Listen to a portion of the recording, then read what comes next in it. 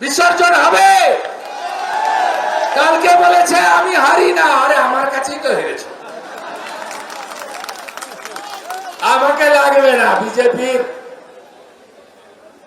Word সভাপতিকে দিয়ে আপনাকে ভবানীপুরে আমি হারাবো।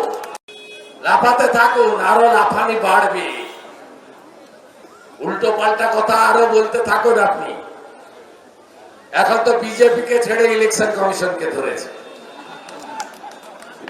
এরপরে সংবিধানকে ধরবে, তারপরে বলবে ভারত মাতাটাই খারাপ। আস্তে আস্তে এখনো 7 মাস বাকি।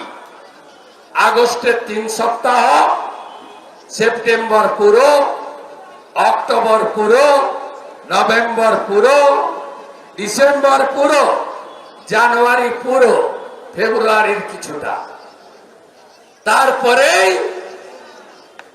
বিসর্জন হবে। কালকে বলেছে আমি হারি না, আরে আমার কাছেই তো হেরেছে, আমাকে লাগবে না। বিজেপির